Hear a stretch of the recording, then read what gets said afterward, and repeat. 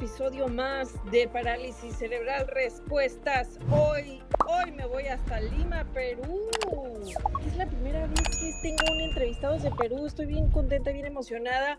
Que este invitado me dijo que sí y que, por cierto, lo conocí a través de la doctora Carolina Toro, quien seguramente está escuchando. Le mandamos un saludo muy grande. Gracias, Caro, porque ella nos conectó.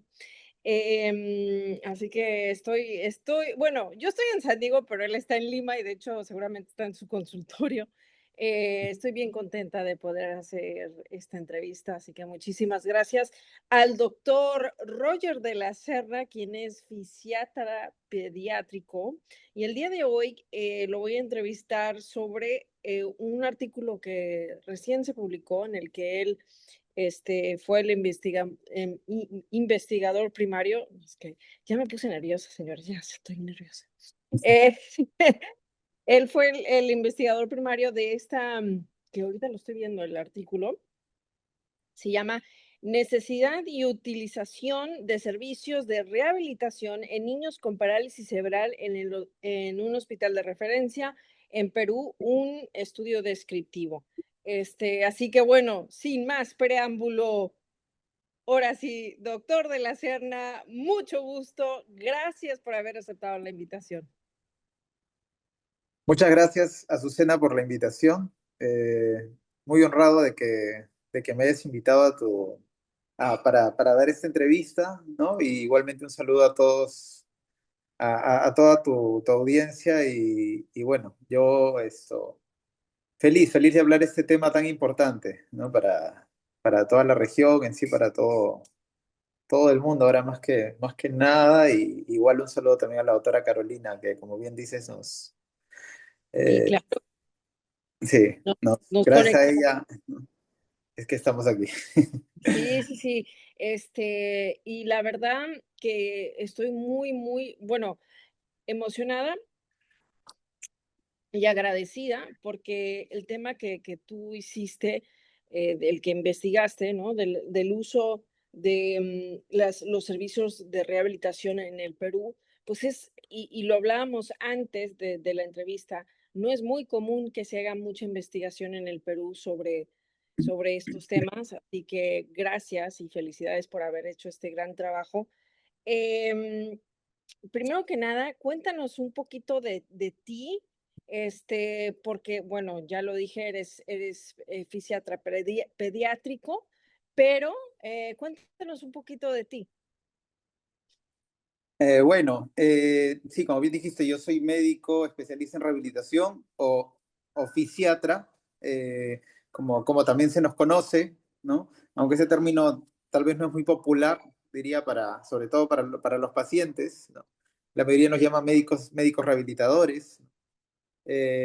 Bueno, yo atiendo actualmente en el servicio de rehabilitación pediátrica del Hospital Rebagliati en Lima, Perú, que es uno de los hospitales de referencia de uno de los sistemas, de uno de los principales sistemas de salud aquí en Perú, que es el sistema de la seguridad social, o llamado eSalud, que atiende a todos los pacientes asegurados, que son pacientes, personas que trabajan formalmente y también a sus familias.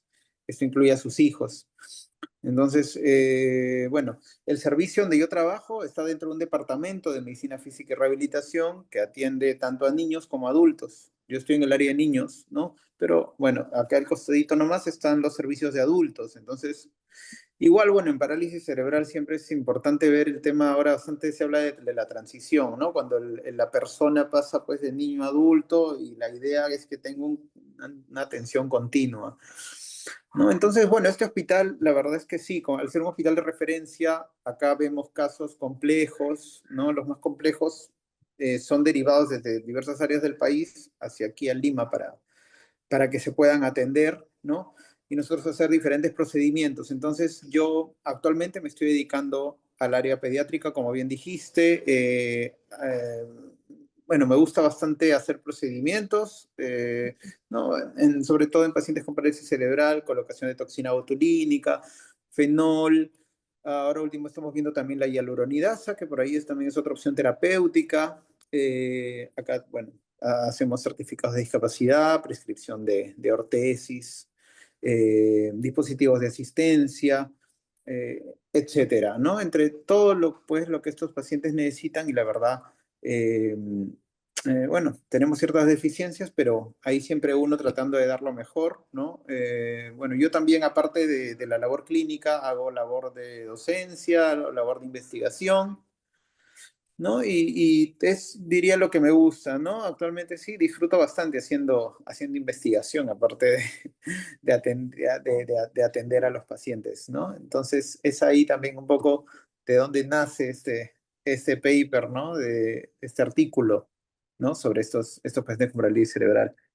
¿Mm? Y de hecho, cuando estábamos hablando previo a la entrevista que estamos haciendo ahorita, me contabas que esto nació como durante la pandemia, ¿no? En ese momento.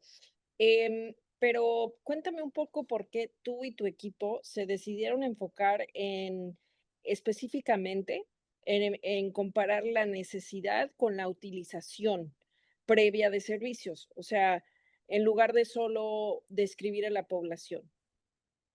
Claro.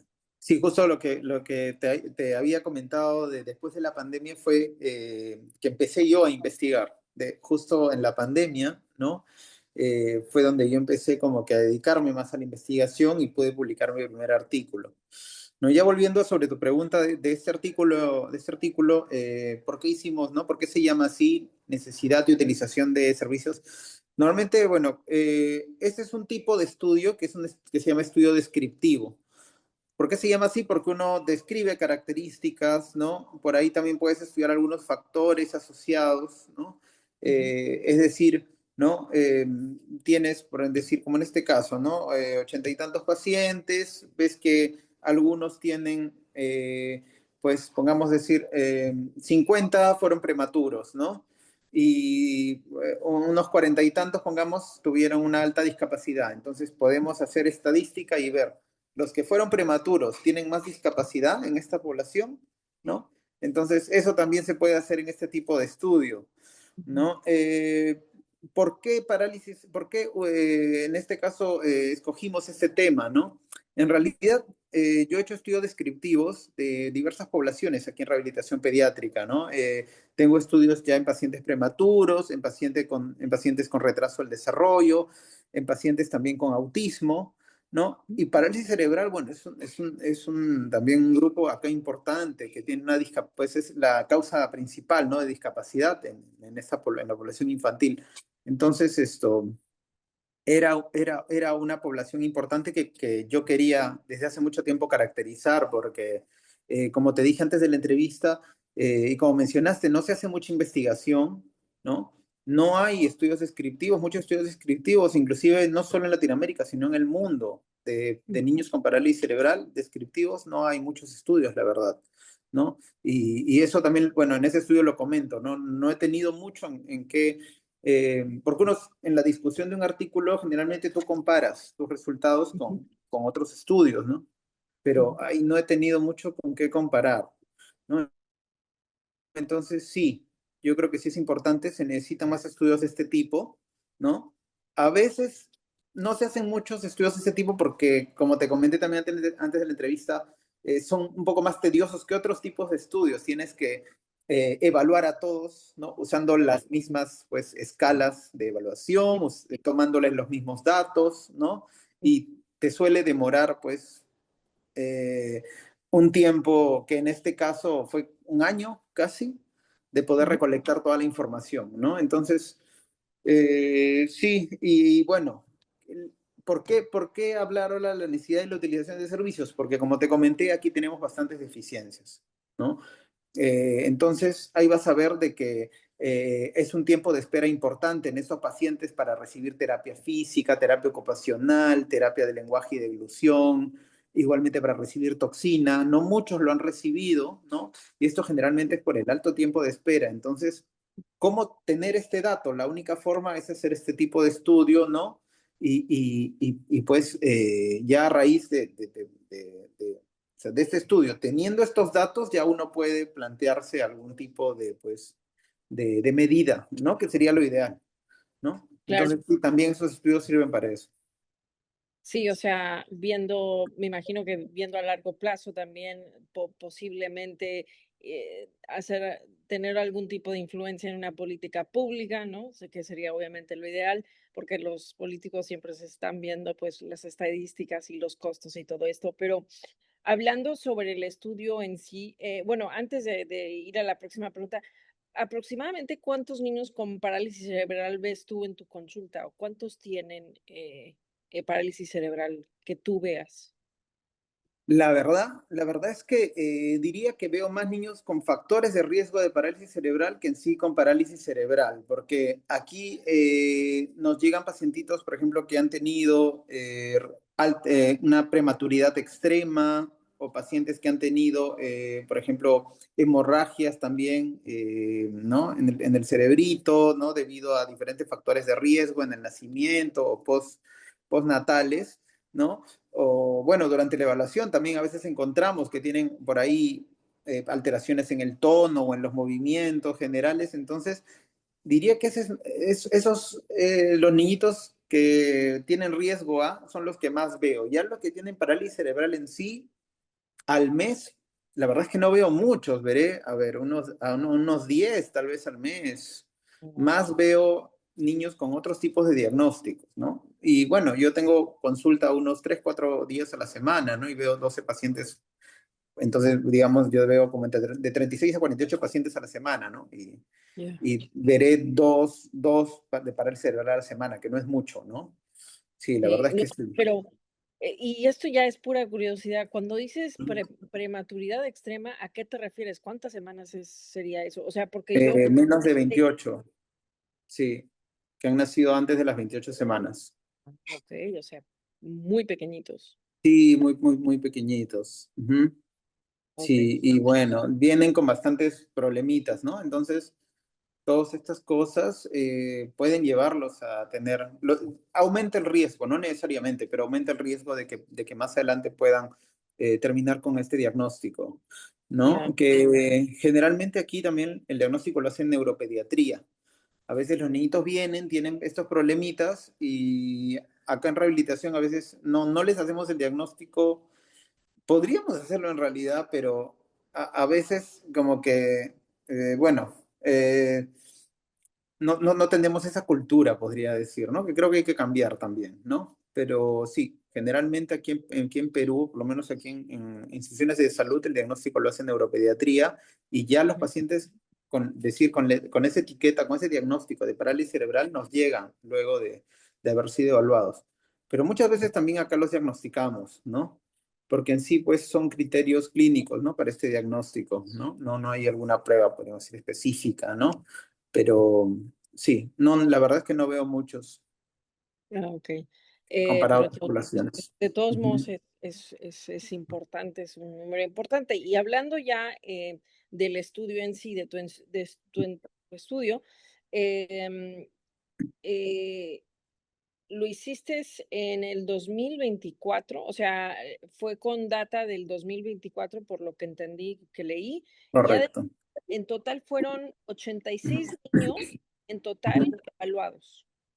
Y eh, con lo que, con los casos que viste, ¿no? 86 niños durante el 2024, tú y tu equipo, ¿qué tan grande es la brecha, ¿no? Que entre, entre lo que los niños necesitan y lo que realmente reciben. O sea, Sí, es bastante grande la brecha, ¿no? Ahí en el estudio puedes ver algunos resultados, sobre todo en cuanto a tiempo, en cuanto a porcentajes también de pacientes que reciben lo que de quienes reciben y cuántos lo necesitaban, ¿no? O lo recibieron previamente, ¿no? Hablamos de no solo de terapias de rehabilitación, sino también de toxina botulínica, hablamos de bloqueos diagnósticos, otras intervenciones que hacemos nosotros los médicos, ¿no? Y también de los terapeutas. Bueno, esto más que nada porque es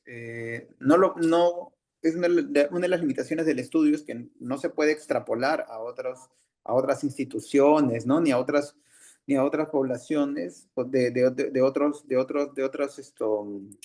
lugares del Perú. ¿no? Pero aquí, en este servicio, es generalmente, diría yo, porque nos falta personal terapeuta, ¿no? Más que nada, ¿no? Tenemos solamente un terapeuta ocupacional, tenemos solamente, bueno, tenemos actualmente 5 terapeutas de lenguaje y de inclusión, pero uno de ellos es como que el que más ve este tipo de pacientes, ¿no? Terapeutas físicos sí tenemos muchos más, ¿no? Pero ese es el problema más que nada, diría yo, ¿no? Entonces, ¿por qué? Ese es un hospital de referencia, nos llegan pacientes de todos lados, nos llegan pacientes por interconsulta de otras especialidades del mismo hospital y esto es lo que genera esta alta demanda insatisfecha, por decirlo de alguna forma, ¿no? Ya, o sea, a mí, y digo, obviamente, sacas a relucir datos, pues, de alguna manera, la realidad actualmente, ¿no? Del Perú. Y como tú lo mencionas, o de Lima, vamos a decir, y del hospital en el que tú estás, porque ya lo hablábamos anteriormente, pues Lima es muy grande, y puede que sean de Lima, pero a 2 horas, ¿no? De Lima. Y entonces todavía estás en Lima, pero ya estás a las afueras de Lima. Em, y viendo las estadísticas de esta investigación, la verdad, y voy a leer algunas de ellas, algo que se me hizo, que me sorprendió, la verdad, y por lo cual creo que es súper importante que hayas hecho esta investigación.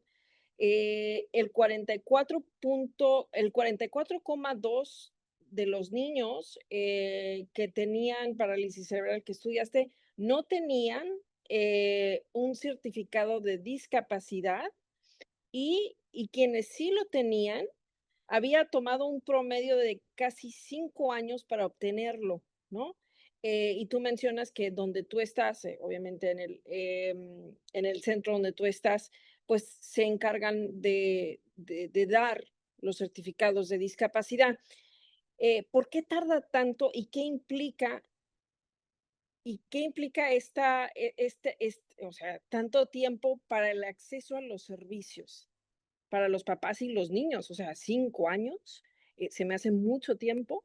Entonces, explícanos un poquito por qué tarda tanto este proceso. Sí, es como al inicio, como dijiste, en cuanto a Lima, ¿no? Lima es una ciudad muy grande, tenemos más de 10 millones de habitantes y hay, claro, de acá solamente a 2 horas nomás de donde estamos es una realidad totalmente diferente, ¿no? O sea, los distritos, los lugares donde la gente vive, que están cercanas, ¿no? Al hospital, que lo llaman a muchas veces Lima moderna, es diferente de la periferia de Lima, es otra realidad socioeconómica de los pacientes, ¿no? Eh, entonces, existen los pacientes tienen más limitaciones en cuanto a recursos, sobre todo, ¿no? Y en cuanto a apoyo, ¿no? Porque estos pacientes requieren, pues, cuidadores, requieren, ¿no? Dedicados, ¿no? Casi exclusivamente y requieren, pues, también una buena economía, diría yo, para poder sostener, ¿no? Los viajes, las terapias, ¿no? Y el tráfico de Lima, pues que es terrible. O sea, para trasladar a un paciente, ¿no? Desde la periferia de Lima hasta el hospital, puede demorar por el tráfico 2, 3 horas, a pesar Ujú. de que está relativamente cerca, ¿no? Dependiendo del horario, ¿no? Y volviendo, bueno, a lo que es el certificado de discapacidad. El certificado de discapacidad, ¿no? Es un documento que todos los pacientes con discapacidad, ¿no? Eh, pueden obtener por derecho, ¿no? Por ley, ¿no? Eh, y generalmente, pues, puede hacerse tanto en atención primaria, en centros de atención primaria, como también en hospitales. Ujú. ¿Quién lo hace? El fisiatra o el médico de rehabilitación, ¿no? Mm. Parálisis cerebral, generalmente, pues todos los pacientes, ¿no? Los padres de los pacientes que vienen solicitan el certificado de discapacidad. ¿Y por Ujú. qué este tiempo de 5 años? ¿No? Porque uno, la edad de diagnóstico de parálisis cerebral, ¿no? La edad de diagnóstico de parálisis cerebral en el Perú está más de los 3 años, ¿no? En otros países, más o menos, la media es de 2 años o un poquito más, ¿no? Pero en Perú está más de 3 años. Entonces, esa es una razón, ¿no? Y la otra también es que el paciente, desde que es referido desde su centro hasta llegar acá al hospital, también hay un tiempo grande que demora en trámites, ¿no? Eh, ya esto, podríamos decir esto, procesos, ¿no? De atención que pues lamentablemente suman más a este periodo de tiempo, ¿no? Entonces, es un promedio, ¿no? Ujú. Sí, 5 años más o menos, ¿no? Que hemos obtenido en el estudio, ¿no? Lamentable, que es lamentable, ¿no? Porque, bueno, este certificado, muchos padres lo requieren para el trabajo, ¿no? Para obtener permisos, lo requieren para el colegio también, en caso el paciente, pues, no sea escolarizado, ¿no? No tenga una discapacidad intelectual, ¿no? Importante, ¿no? Y pues también ese certificado en Perú les da derecho a obtener un carnet de, que se da a todos los pacientes que tienen ese certificado, ¿no? Y cual le da ciertos beneficios, ¿no? Ciertas ventajas, ¿no? En algunos, bueno, algunos procesos para los padres sobre todo, ¿no? Y inclusive a los pacientes que tienen discapacidad severa también les permite acceder a una Ok. pensión, sí. Entonces, es importante el certificado, ¿no? Para estos pacientes. Pues, bueno, entonces, por lo que mencionas, es una serie de cosas, ¿no? Una serie el hecho de que se diagnostica ya bastante el promedio, pues, es alto, ¿no? De 2 a 3 años es bastante alto, y luego los procesos en sí de acceder al servicio son agregan los otros 2 años. Entonces, eso es lo que va agregando. Em para aquellos que quieran leer el artículo del doctor de la Serna, pues lo voy a agregar a las notas del programa, porque él muy lindo me dio acceso al documento, al estudio, así que yo lo voy a poner. Pero aquí les quiero compartir algunos de los hallazgos que yo creo que son los más impactantes y un poco de lo que ya mencionó. Pero, por ejemplo, eh, terapias, vamos a hablar de terapias. Aunque casi todos necesitaban terapia física de los niños que se estudiaron, ya sea física, ocupacional o de lenguaje, la mayoría nunca había recibido terapia ocupacional. El 85.9% ni de lenguaje ni de deglución, este, ah, el 85.9 nunca había recibido terapia ocupacional. Y luego el 81% nunca había recibido terapia de lenguaje, que es bastante alto. La toxina botulínica, que ya la mencionó el doctor, más de la mitad de quienes la necesitan para espasticidad nunca la habían recibido, más de la mitad, que eso es también increíble. La luxación de cadera, que también hay estadísticas sobre esto, que es la comorbilidad más frecuente, el 23.3%, por lo menos pero menos de la mitad tenía una radiografía de pelvis para vigilarla. Y el 90% de los niños con un GMFCS nivel 5, perdón, em, tenían el riesgo de tener una luxación de cadera. El 41% no asistía a ninguna institución educativa. Esto ya es increíble, la verdad, las estadísticas, em, estudios como estos, los que el que usted hizo, doctor de la Serna, son bien importantes precisamente por eso, ¿no? Por las estadísticas que arrojan. Y de hecho, ahí va mi próxima pregunta. ¿Cómo afecta, el no tener terapia física, por ejemplo, a un niño por tanto tiempo, ya ahora sí como doctor y lo que usted ve en la clínica, cómo afecta al cuerpecito, a la forma de caminar, no sé, a la movilidad de los niños cuando no reciben terapia física por tanto tiempo. Sí, sí, bueno, estos son de verdad hallazgos bastante alarmantes, ¿no? Que, que, bueno, sería importante, la verdad, que a raíz de estos estudios, ¿no? Las personas, pues, que están a cargo de tomar decisiones, ¿no? puedan hacer algo al respecto, ya teniendo esto como base, ¿no? Ese es, en realidad sería lo ideal en sí. Así se debería trabajar, creo, ¿no? En todas partes del mundo, o sea, teniendo ya esta información, poder hacer algo al respecto, ¿no? La falta, pues, de terapias, ¿no? Va a depender mucho. En realidad, hay algunos pacientes con parálisis cerebral que no tienen mucha mejor funcionalidad que otros, ¿no? Sobre todo, pues, los pacientes que tienen, sobre todo hemiparesia, tienen una mejor... es lo que yo veo, ¿no? Y lo que hemos encontrado también, pacientes con este patrón, ¿no? De hemiparesia, ¿no? Tienen una mejor un mejor nivel de coeficiente intelectual. La mayoría tiene el coeficiente intelectual, ¿no? Normal, conservado, y van al colegio, ¿no? A diferencia, pues, de los pacientes que tienen cuadriparesia, cuadriplejía, ¿no? Esos tienen un grado de discapacidad severo, generalmente, ¿no? Y una discapacidad intelectual también bastante importante, ¿no? Y la terapia física, pues lo ideal, sobre todo cuando recién vienen aquí los pacientes, son pacientes que a veces no han podido llevar terapias de forma particular o en otros lados por la falta de recursos económicos, ¿no?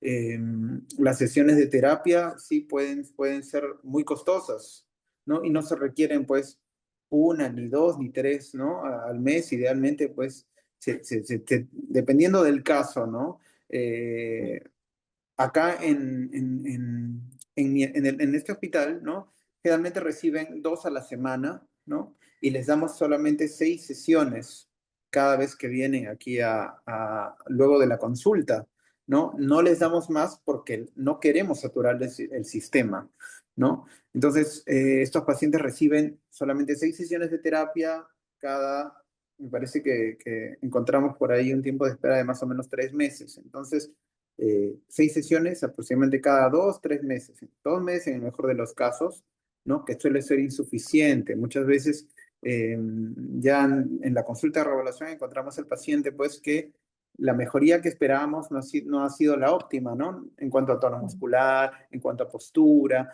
en cuanto como decías, ¿no? La marcha, etcétera, ¿no? Diferentes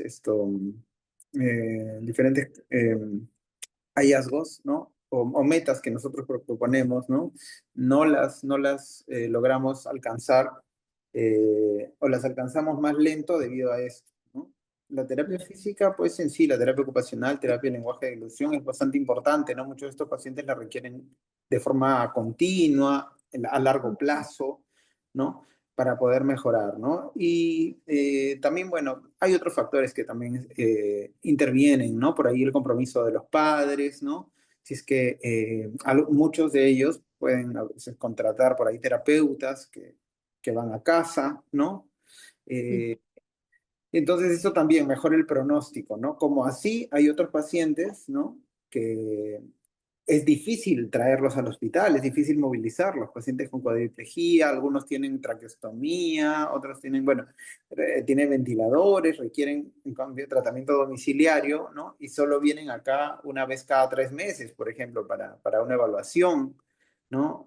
A ver nosotros cómo los podríamos apoyar, dejarles sus radiografías, etcétera, etcétera. Eh, y bueno, en sí es bastante esto. Es bastante heterogéneo, podría decirse, ¿no? No podría decirte que todos requieren, ¿no? Terapia física, o estas terapias o estas intervenciones de a una misma intensidad, una misma frecuencia, ¿no? Va a depender de cada paciente, pero es importante que tengan las terapias, ¿no? De forma continua, ¿no? Se recomienda siempre pues, que tienen que ser precozmente, ¿no? O a veces nosotros hacemos algún tipo de intervencionismo, ponemos toxina, ¿no? O hacemos alguna intervención y queremos que el paciente inicie terapia, pues, ¿no? Pronto para que pues pueda ahí apoyar un poco el efecto, ¿no? O que aprovechar, ¿no? La intervención y lamentablemente porque no tienen acceso o está saturado el sistema, no pueden acceder a esas terapias y esa es la principal problemática que tienen los pacientes aquí, ¿no? Sí, sí, obviamente, pues cada caso, como lo menciona, pues es distinto, ¿no? Pero el hecho de que, por ejemplo, solamente le puedan dar 6 terapias en el centro, eso sí, pues es de alguna manera alarmante, pero también no quieren saturar el sistema. Y de hecho, previo a la entrevista ahorita, yo creo que cuando hablamos, cuando hablamos nosotros, me estaba explicando el doctor de de los diferentes, las diferentes aseguranzas médicas que existen en el Perú. Bueno, yo me quedé súper confundida, entonces, o sea, me imagino que eso, o no me imagino, tengo la certeza de que también eso tiene una gran influencia, ¿no? De quién tiene acceso a qué servicios. Em, las próximas preguntas es como una, pues es de comparación y también una mirada hacia el futuro, doctor. En el estudio usted menciona que hay datos de Arabia Saudita y de Argentina, eh, pocos, ¿no? Pero ¿qué aprendizaje, si es que hay alguno, cree usted que estos países se podrían aplicar en el Perú? O sea, de lo que usted vio en los estudios de Arabia Saudita y de Argentina. Claro, por ejemplo, dice, ¿no? Que el estudio, el 2023, en hospitales públicos de Arabia Saudita encontró que el 96, más del 96% había recibido terapia física, ¿no? Pero que ellos también tuvieron solamente el 65,9% había recibido terapia ocupacional y 85,7% terapia de lenguaje, ¿no? Es decir, eh, hallazgos bastante parecidos a nosotros, increíblemente siendo Arabia Saudita pues un país que yo me imagino, porque no estoy en Sí. realidad tampoco tan al tanto, ¿no? De su sistema de salud, ¿no? Pero yo imagino que debe ser mucho mejor deben estar mucho mejor que nosotros, a pesar que son hospitales públicos, pero los hallazgos son similares. ¿Por qué podría ser esto? Tal vez porque terapia, y es lo que sucede acá, ¿no? El terapeuta ocupacional es un profesional muy importante, ¿no? Pero lamentablemente no sé por qué no es tan popular como, por ejemplo, terapia física, terapia de lenguaje, es lo que yo veo, ¿no? Ujú, Y eso también comentan muchos colegas, sobre todo fuera de Lima, ¿no? A veces se realizan convocatorias para contratar terapeutas ocupacionales y no hay terapeutas que cubran estas plazas, terapeutas ocupacionales. Entonces, yo imagino que puede pasar, puede haber un escenario similar también en Arabia Saudita, ¿no? Tal vez no hay muchos profesionales, ¿no? Que puedan cubrir la demanda de estos pacientes para, ¿no? Para este tipo de terapia, ¿no? Porque en sí creo terapia física 96,4, terapia en lenguaje 85,7, no me parece que esté mal, me parece que está muy bien, ¿no? 65,9 yo creo que sí, ahí sí creo que sí definitivamente pues yo creo que seguro que se van a concentrar más en eso, ¿no? A raíz de los hallazgos de este estudio, ¿no? Y en cuanto del estudio de Argentina, ¿no? Que fue un estudio realizado en centros de rehabilitación, ¿no? ujú, Eso también es importante, ¿no? En el Perú, el único, por decir, solamente creo que en Lima tenemos dos centros de rehabilitación, es decir, instituciones que se dediquen exclusivamente a rehabilitación. Porque aquí en el hospital donde yo trabajo, pues no solamente rehabilitación, hay todas las especialidades médicas, ¿no? Pero siempre, pues, yo creo que son importantes estos centros de rehabilitación, ¿no? O como los institutos, por ejemplo, ¿no? En Lima tenemos el Instituto Nacional de Rehabilitación y tenemos también otro instituto de rehabilitación en el Callao, que no es un instituto, perdón, es un hospital de rehabilitación en el Callao que atiende a adultos. El Instituto Nacional de Rehabilitación sí atiende a niños, ¿no? Y atiende a bastantes niños también con parálisis cerebral, ¿no? Pero ese es de otro sistema de salud, que es el sistema del Ministerio de Salud, ¿no? Entonces, bueno, volviendo al estudio de Argentina, fue realizado en centros de rehabilitación y encontró que todos los pacientes habían recibido al menos una hora semanal de terapias, dice, ¿no? De terapias de rehabilitación en plural, ¿no? O sea, ujú. ¿no? Que incluye, pues, terapia física, terapia ocupacional, ¿no? Y terapia de lenguaje y de ilusión, ¿no? Entonces, este escenario me parece muchísimo mejor, ¿no? Definitivamente, pues un centro de rehabilitación, ¿no? Que se dedique solamente a esto puede tener, yo creo que mejores estadísticas, ¿no? En cambio, el de Arabia Saudita, pues fue realizado en hospitales públicos que deben ser muy parecidos al hospital en el que yo estoy, obviamente me imagino, mayor tecnología, mayores recursos, ¿no? Pero esto, no solamente dedicados a rehabilitación, sino en sí, que tengan todas las especialidades y, ¿no? Pues tengan diferentes características, ¿no?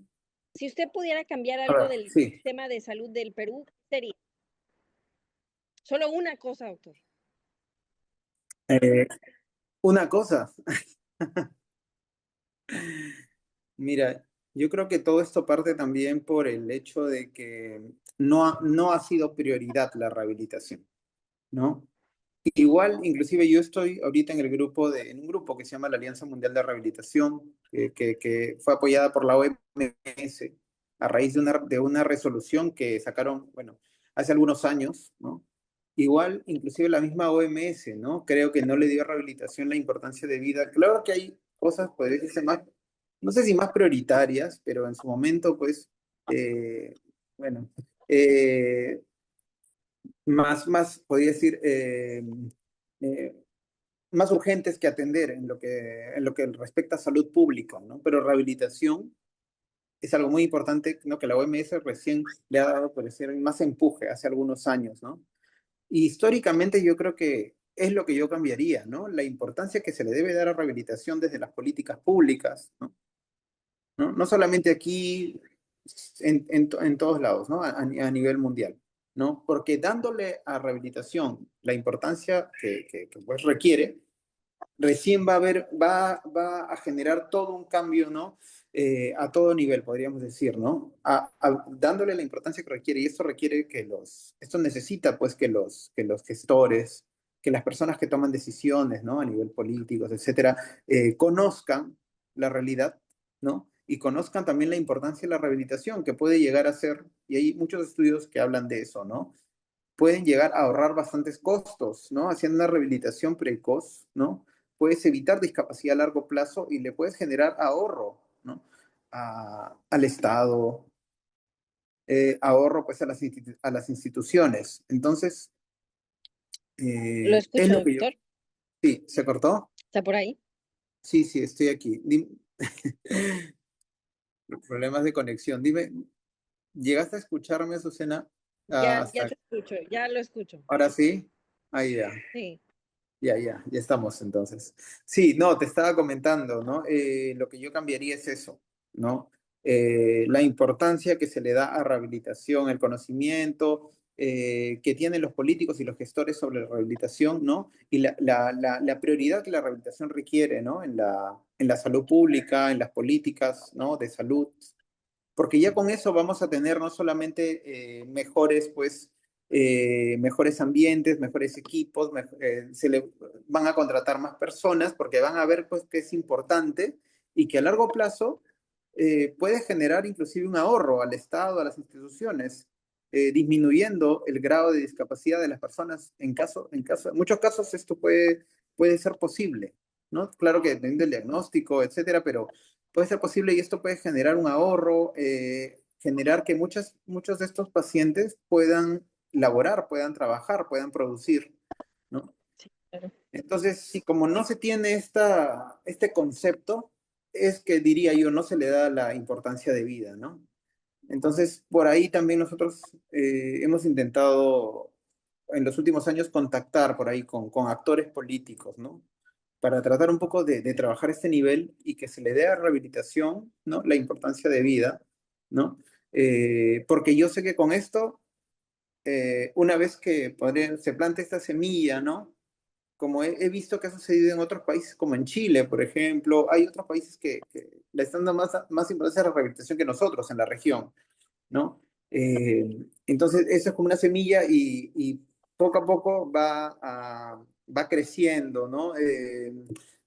Las ramas van llegando pues a todos lados y va mejorando, ¿no? Todo el sistema, podríamos decirlo. Porque si te digo de una cosa en específico, pues tendría que hablar de no solo de uno, sino en general, ¿no?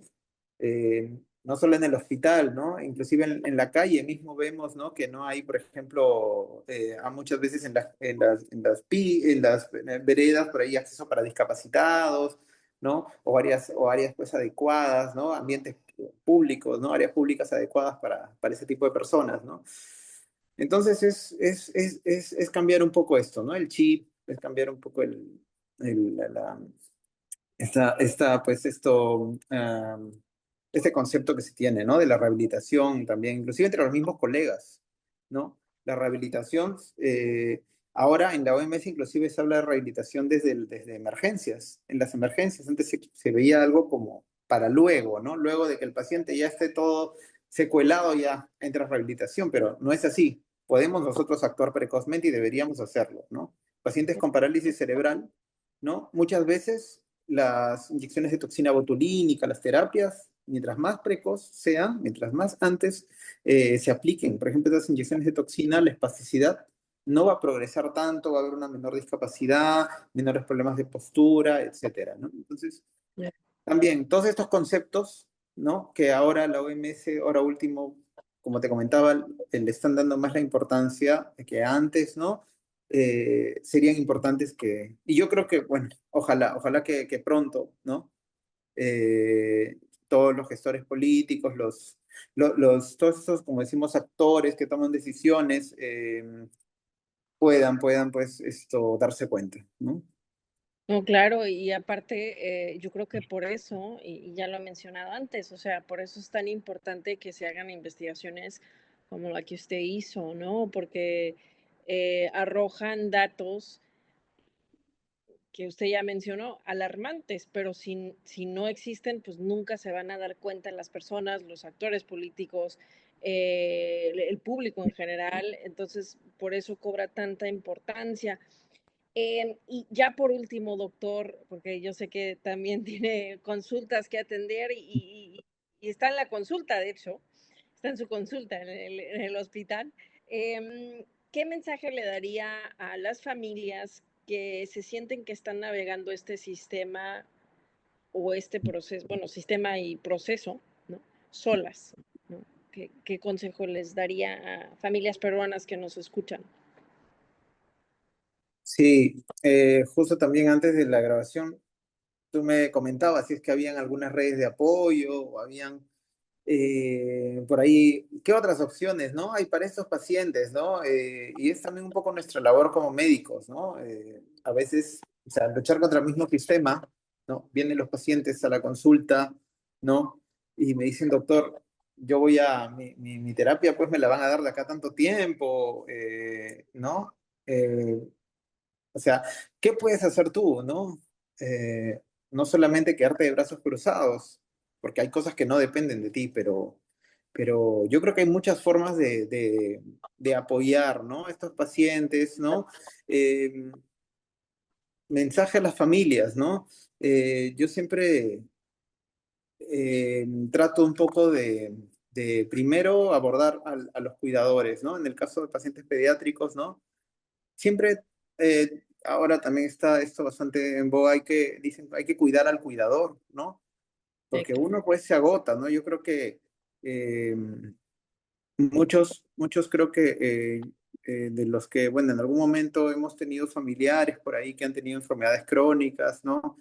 Que hemos por ahí estado un poco atrás de su salud, ¿no? Tratando de cuidarlos. Tenemos esta experiencia, sabemos lo agotador que puede ser, ¿no? En ciertos momentos. Entonces, yo creo que por ahí, ¿no? Uno siempre, yo intento hablar un poco también con la familia de los pacientes que vienen, ¿no? Para ver cómo se encuentran ellos, ¿no? No solo la salud física, también la salud mental, psicológica, ¿no? Eh, muchos de esos padres tienen, no un hijo, a veces tienen dos hijos con discapacidad, a eso sumado con las limitaciones, ¿no? De socioeconómicas, viven lejos, cuántas barreras existen, ¿no? Y yo un poco más que, bueno, abordar y preguntar también, trato de yo tomar acción. O sea, ¿qué puedo hacer yo por ellos, no? A veces, pues, yo soy un poco dejarles mi número, a ver qué pueden comunicarse conmigo, cuando necesitan la toxina botulínica, cuando necesitan cierta intervención, con adicionales un poco les puedo ayudar en ese proceso. Eh, opciones terapéuticas, ¿no? Y es algo también diría un mensaje para mis colegas, ¿no?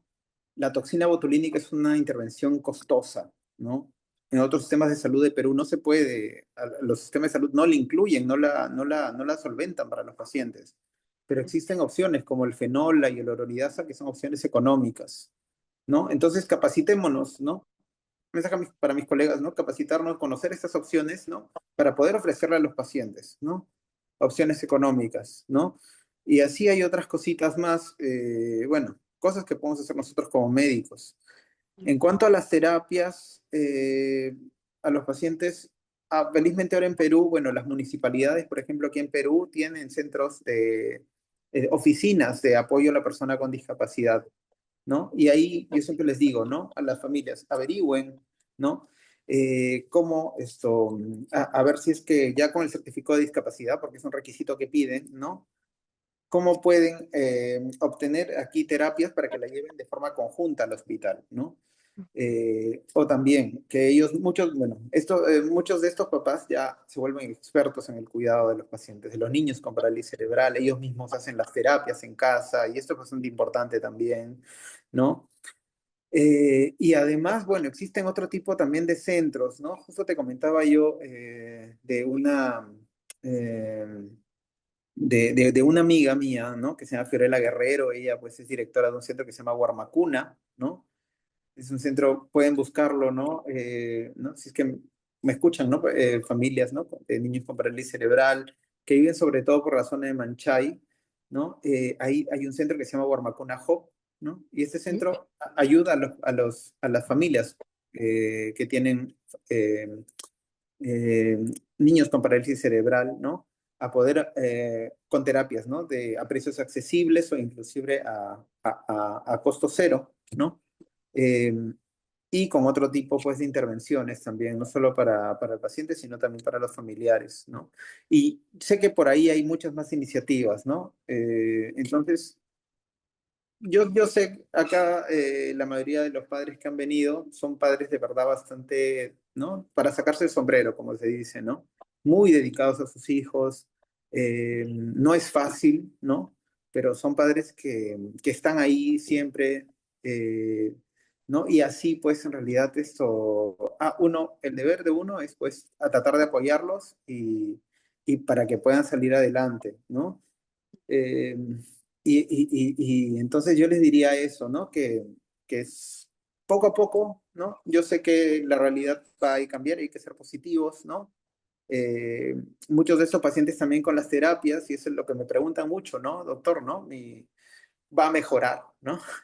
No va a estar así siempre, entonces sí, yo les digo, ¿no? O sea, vamos paso a paso y siempre hay que ser positivos, ¿no? La mayoría de estos pacientes van mejorando poco a poco, ¿no? Excepto sí que hay algunos, bueno, que tienen un pronóstico pues no tan favorable y ya muchos de esos padres ya son conscientes de esto porque ya los han cuidado mucho tiempo, ¿no? O sea, veo bastante esto y me sorprende, ¿no? Lo felices que son ellos, ¿no? Cuidando a sus niños, ¿no? A pesar de la discapacidad importante que tienen, ¿no? Y muchos de esos niños también, ¿no? Sonríen, se comunican, ¿no? Entonces, es lo que a uno lo motiva, ¿no? Entonces, diría eso, ¿no? Que no pierdan la esperanza, ¿no? Que no pierdan, pues, ese cariño a pesar de que sea muy cansado, ¿no? Pero que sepan, ¿no? De que aquí en el hospital, no solamente los colegas médicos, sino los terapeutas, ¿no? Y eso es lo que yo veo acá día a día, ¿no? Todos están bastante comprometidos Ya. con la atención y el apoyo a estos pacientes a pesar de las limitaciones que tengamos, ¿no? Entonces, que confíen en nosotros, ¿no? Y bueno, siempre ser positivos, ¿no? Y de hecho, deme el nombre del hospital en el que usted está. Está larguísimo, Sí, no, Hospital Está larguísimo. Rebagliati. Sí, Ya. Hospital Rebagliati, sí. Sí, Hospital porque Rebagliati. cuando me lo dijo de primeras, dije yo, madre del Señor, ¿cómo me voy a acordar de ese super mega nombre? Bueno, lo vamos a dejar en Hospital Rebagliati en Lima, Perú. En Lima, pues obviamente la capital del Perú. Yo me llevo muchísimas cosas de esto último que dijo doctor, que no solamente es para los papás, sino que también es para profesionales como usted, ¿no? De capacitarse en diferentes tipos de rehabilitación, de opciones más allá de la toxina botulínica, porque la toxina pues es muy cara. Entonces, capacitarse para poder ayudar a los padres y decir, ok, hay estas otras opciones, dependiendo de cuál sea su posibilidad, ¿no? Económica, que se me hace también un consejo muy importante, ¿no? El siempre estarse capacitando, siempre estarse educando de lo que está allá afuera para poder traerle a las familias pues diferentes opciones, ¿no? Dependiendo de su realidad. Muchísimas gracias, doctor. De verdad que obviamente, como lo hemos comentado varias veces ya en la entrevista, pues lo ideal sería, ¿no? Que los actores políticos, la gente que se encarga de la política pública, esté más consciente de la realidad que viven los padres, ya ni siquiera de padres con niños con parálisis cerebral, sino niños con discapacidades, ¿no? Y creo que el hecho de que usted haya hecho este estudio, esta investigación descriptiva, pues aunque arroja datos alarmantes, al margen de eso es muy importante que se haga. Entonces, usted de alguna manera plantó esa semillita y tengo toda la fe del mundo que de eso va a salir otras cosas y vamos poco a poco, ojalá, no ojalá, vamos a ir cambiando con este tipo de estudios, pues la realidad en la región, en el Perú en particular. Y bueno, agradecerle profundamente por la hora que se tomó de su tiempo y por haber aceptado de nuevo y por hacer esta investigación. Y ojalá, por favor, siga haciendo estas investigaciones, que seguramente yo sé que es muy difícil porque no hay muchos datos previos, pero precisamente eso es lo que lo hace muy importante y más en países de nuestra Latinoamérica, ¿no? Muchas gracias, Azucena. Sí, como tal, como bien dices, y igual yo veo que la rehabilitación en nuestra región, en Latinoamérica, está creciendo mucho, ¿no? Hay colegas muy entusiastas, ¿no? Como la doctora Carolina, por ejemplo, ¿no? Y sus colegas, ¿no? Allá en Colombia, la verdad es que es increíble todo lo que hacen, ¿no? Yo lo sigo, soy su fan, lo sigo por Instagram. Somos Muchos, dos, yo también. muchos colegas de acá que se dedican a la rehabilitación pediátrica, ¿no? Los tienen como referentes. Nos falta mucho por crecer aquí, ¿no? Pero veo que estamos creciendo, ¿no? Estamos mejorando mucho, ¿no? Y me alegra, ¿no? Sobre todo por los pacientes, ¿no? Por lo que les podemos ofrecer, ¿no? Y bueno, agradecerte por la invitación nuevamente, ¿no? Siempre es bonito, ¿no? Hablar de lo que uno, ¿no? le gusta, de lo que uno hace, ¿no? Y qué bueno que siempre cuando uno hace investigación, uno desea y dicen, ¿no? De que las investigaciones tienen que publicitarse, tienen que darse a conocer, porque si es que no sucede esto, la investigación queda en nada, en Sí. realidad, ¿no? Sí, pues entonces te agradezco por dar a conocer, ¿no? Este estudio tan bonito que hemos hecho. Ay, no, gracias a usted, doctor. Ha sido la verdad un placer. Ya cuando ande en el Perú, ya le voy a avisar, con muchísimo gusto. Yo desde hace mucho que quiero probar, pero ceviche de Perú, Perú. Sí, Eh, claro, el Real Todavía Ceviche. no tengo el placer de visitar el Perú, así que queda pendiente. Voy a andar por ahí cerquita a fin de, bueno, no, el próximo mes me voy a Colombia, igual me cruzo para Perú. Pero muchísimas Excelente. gracias, doctor. La verdad ha sido un placer haberlo entrevistado y gracias por su gran labor. Que la vida, que el universo lo siga bendiciendo con mucha salud, pero también con mucha paciencia para que siga haciendo muchas investigaciones más. Muchas gracias, Susana, igualmente. Igualmente bendiciones. Ya nos vemos. Esto es todo por hoy. Gracias por acompañarme en otro episodio más de Parálisis Cerebral Respuestas. Si tienes alguna pregunta sobre la parálisis cerebral en español o inglés, por favor envíala a mi sitio web www.azucenagarcia.com. Gracias.